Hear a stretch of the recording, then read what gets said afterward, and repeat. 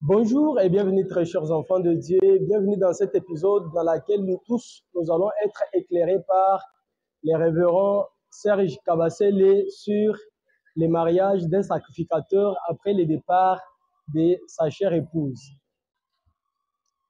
Et pour cela, les questions se posent partout, par chaque enfant de Dieu, quand on voit les sacrificateurs, un pasteur perdre son époux, et on se pose des questions de gauche à droite pour savoir maintenant, cette personne-là va encore de nouveau se remarier ou se marier, ou bien il va rester tellement comme ça jusqu'à sa mort. Et si parfois il allait se marier, quels sont les inconvénients, des choses comme cela. Voilà pourquoi nous avons invité l'homme de Dieu de la sorte que par ces moyens, par cet épisode, qu'il puisse nous éclairer et nous dire tous quelque chose qui va nous bénir. Très cher papa, bonjour. Nous espérons que vous allez très bien. Oui, Euh, Nous, personnellement, nous sommes très contents de voir que vous avez accepté à notre invitation pour partager avec les enfants de Dieu et pour éclairer les enfants de Dieu sur ces grands sujets que nous venons de dire. Donc, quelle est d'abord la personne que vous pouvez saluer avant que vous puissiez nous donner les réponses que Dieu nous réserve par vous. merci beaucoup.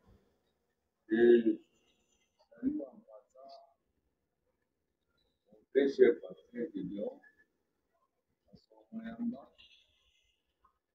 celui qui nous a amené à servir le Seigneur, non simplement dans cette vie, mais partout où les besoins se fait sentir. Ok, C'est-à-dire que la porte des sensations de Jésus, j'ai manqué chez tous, parce que nous célébrons aujourd'hui notre 21e anniversaire de mariage. 21e anniversaire. Nous Ok. avons été mariés en 2003 et lui, nous avons organisé 21 ans. Joyeux anniversaire, l'homme de Dieu. Le sujet, vous voulez l'aborder en deux phases. La première phase, c'est comment les sacrificateurs se marient et comment il peut se remarier si jamais il arrivait un cas de décès de son conjoint ou de sa conjointe ou bien de fils. Et là, l'homme de Dieu, on parle de se remarier ou bien de se marier, si vous pouvez bien. Mais... Ça marche ensemble. Voilà pourquoi je vais avec les deux choses à la fois. En Lévitique chapitre 21, Excusez très cher papa, avant qu'on puisse entamer les vifs du sujet, j'aimerais d'abord savoir si aujourd'hui un papa de 80 ans, ou bien de moins de 80 ans, voyons même 65 ans, s'il nous disait par exemple que Dieu lui a appelé au ministère à cet âge-là, est-ce que cet appel peut-il être authentique? l'appel n'a pas d'âge. C'est Dieu qui appelle. Vous n'allez pas dire à Dieu de ne pas travailler aussi. Moïse avait 80 ans quand il était face au mousson en temps. Il était fatigué, affaibli. C'est à ce moment-là que Dieu vient lui dire que prends ce bâton, va délivrer Israël. 80 ans.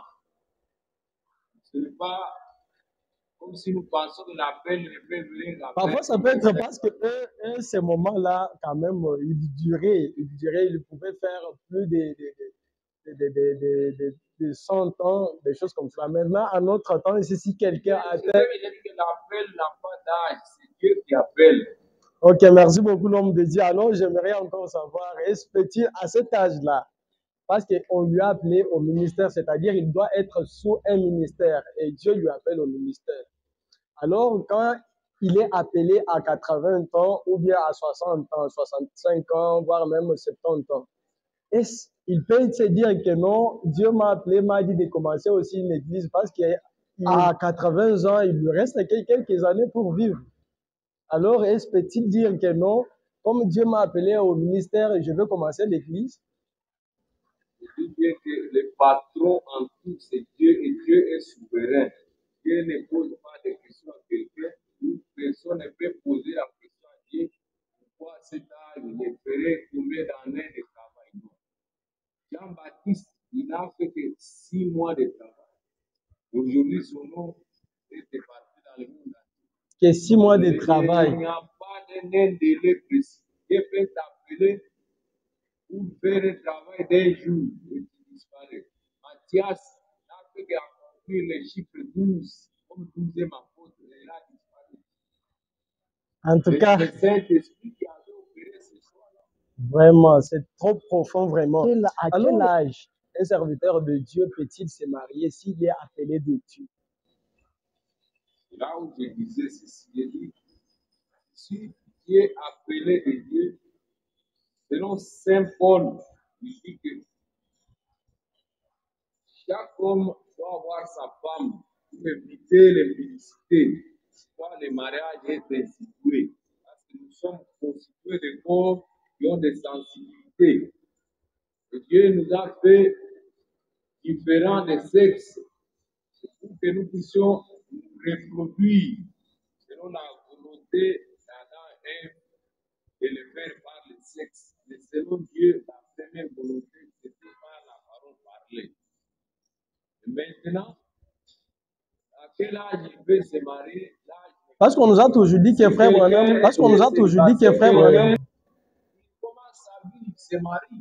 Quelqu'un peut être appelé au ministère avant de se marier ou après s'être marié. mais s'il est appelé avant de s'être marié, et parfois aux environs de 17-18 ans, il est appelé à cet âge-là. Et à cet âge-là, si on peut s'examiner, et selon aussi ce que notre prophète a toujours dit, comme on nous a toujours aussi lu ça, il faut se marier tout jeune, donc en dessous de 25 ans. Alors, peut-il être exigé de se marier seulement à tel âge? Il n'y a pas un âge déterminé. Ok. Si en Afrique, ou dans d'autres, c'est devenu une grosse somme d'argent, beaucoup d'argent, et beaucoup de jeunes gens se prient de bien d'autres moyens. Oui. On ne peut pas exiger à quelqu'un un âge par lequel il doit se marier. Ce qu'il faut, c'est se marier dans la parole. C'est n'importe l'âge. Maintenant, s'il pouvait se marier, quelles sont les conditions, les exigences qui doivent être liées à son mariage en tant que l'homme de Dieu, en tant qu'un serviteur de Dieu? Là où je parlais de Lévitique, Ok. si vous lisez, c'est réservé aux sacrificateurs. J'aimerais les lire avec précision. Oui. Au verset 13. Il dit ceci, il prendra, donc un sacrificateur, il prendra pour femme une vierge. Verset 14, il ne prendra ni veuve, ni femme répudiée, ni une femme déshonorée ou prostituée, mais il prendra pour femme une vierge parmi son peuple. La vierge là, ce n'est pas dans Lévitique, chapitre 21, verset 13, on peut aller jusqu'au verset 15. Il dit que le sacrificateur prendra pour femme une vierge. Il ne prendra ni veuve, ni femme répudiée, ni femme déshonorée, ni une femme prostituée. Et il prendra une femme, une vierge parmi son peuple. Parmi son peuple, c'est-à-dire parmi les peuples de Dieu. Ok. Pour ne pas déshonorer sa postérité. La lignée de Dieu doit rester pure. Si vous allez dans Ézéchiel 44, ok. verset 22, on dit la même chose. Les sacrificateurs ne prendront pour femme ni une veuve, ni une femme répudiée, mais ils prendront des vierges de la race de la maison d'Israël. On revient toujours sur la maison de la famille. Alors maintenant, papa, alors, la veuve d'un sacrificateur. ils pourront aussi prendre la veuve d'un sacrificateur. C'est ce que la Bible elle-même dit. Ézéchiel 44, verset 22. Ok, très chers enfants de Dieu, lisez bien Ézéchiel 44, verset 22. Alors, vous allez trouver tout. Et parler des conditions pour se marier. Et s'il arrivait que votre femme puisse quitter la terre, Oui, comme le vœu du mariage, c'est jusqu'à la mort. Selon la Bible, vous êtes libre de vous remarier. vous êtes. Maintenant, vous n'allez pas vous remarier de n'importe quelle manière. Vous allez suivre toujours les mêmes principes. Les mêmes principes que vous avez appliqués avant de vous marier. de vous marier là. Vous Bon, devez choisir encore une vierge ou bien une veuve des sacrificateurs. Parce que la parole indique qu'une femme mariée vierge, même si elle a déjà mis des enfants au monde, elle est toujours vierge aux yeux de Dieu parce qu'elle avait respecté son caractère de naziréen. Elle avait gardé ses vertus. vraiment. Alors, papa, j'aimerais. Garder la lignée des sacrificateurs s'ils ne trouvent pas des jeunes femmes libres. Parmi les jeunes femmes à prendre le mariage, les jeunes filles, il peut prendre la veuve d'un sacrificateur. Alors, j'aimerais savoir. Garde la lignée. Ouais. Parmi les sacrificateurs là, selon la parole de Dieu et selon la Bible, existe-t-il un sacrificateur au féminin? Non, non. Les sacrificateurs, c'est des mots qui proviennent de la tribu de Lévi. Ok. Parmi les 12 tribus, il y a une tribu de Lévi. Et Dieu avait prévu que les 11 tribus devraient aller travailler. Et la seule tribu de Lévi, c'est cette tribu-là qui restait au temple tous les jours. Les autres là, ils allaient travailler, ils ramenaient la dîme pour donner aux Lévi. Lévi n'avait ni travail ni héritage. Imaginez que c'est que. Prenait de ses frères, les 11 tribus là lui amenaient. Vraiment. Et lui, il était comme le gardien du temple. À chaque moment que vous avez un problème, un besoin, le temple fonctionnait 24 sur 24, 12 mois sur 12 mois, à cause de la tribu de Lévi, des sacrificateurs, les gardiens du temple. Maintenant, pour cela, on ne peut pas dire qu'il y a les sacrificatrices. Non, non, ça n'existe pas. Dans la parole de Dieu. Ça n'existe pas, oui. Dans la parole de Dieu, les 5 ministères sont réservés aux hommes. Parce que les hommes doivent prendre l'autorité sur les autres. Pour la femme n'a pas de tête. Sa tête, c'est l'homme. Mais si la femme doit prendre l'autorité, c'est que la femme doit avoir une tête. Sa propre tête, c'est contraire à la femme. Mais nous voyons la Bible, c'est Frère Branham même qui le dit qu'après la mort de Jésus-Christ, quand cet habit-là s'est divisé, s'est déchiré, nous avons l'accès là où tout le monde ne pouvait pas entrer. Et du coup, tous nous sommes devenus les sacrificateurs. Alors que nous sommes devenus tous les sacrificateurs comme cela. Les femmes aussi doivent être là et les hommes aussi sont là. Pourquoi on ne peut pas aussi les dire qu'ils sont les hommes? Nous sommes égaux dans le Saint-Esprit. Ok. Nous recevons le baptême du Saint-Esprit, c'est le même Saint-Esprit. Oui. Mais les fonctions d'Éphésiens 4, 11 ne sont données aux hommes. Donc, les sacrificateurs. Les hommes auront l'autorité. Quand vous ne pouvez pas exercer ce ministère sans avoir l'autorité sur les gens. Pour la femme, on a ôté l'autorité. Alors, on n'a pas l'autorité. Si vous dites ça. Elle doit se renseigner à la maison de son mari. Il doit garder silence dans l'assemblée. Il donner maintenant quelque chose. Si vous dites ça, papa, je comprends que c'est que la sacrificature que Frère Wanam a dit là est toujours en esprit, ce n'est pas en chair comme ça. Je dis bien que la sacrificature, selon la tribu de Lévi, c'est réservé aux hommes. Okay. C'est rallié avec Éphésiens 4, 11. Il est monté en haut, il a fait des dons aux hommes. Okay. Les autres. Apôtres, évangélistes, dans tous les 5 ministères là, il n'y a pas de femmes. Les femmes sont là pour témoigner et pour vivre l'évangile. Donc, on peut dire qu'ils sont... Son cœur brûle de prêcher, qu'elle prêche ses enfants à la maison. Et les gens dans les rues. Oui, les gens sont là. Ok. Alors, ne pas exercer une autorité.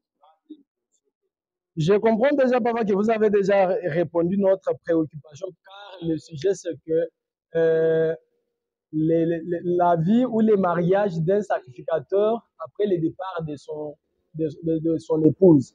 Alors, vous avez déjà répondu, vous avez dit que les mêmes processus qu'il a entamé, qu'il a suivi au début, avant qu'il se marie, sont les mêmes qu'il va encore mettre en pratique une fois que sa femme part.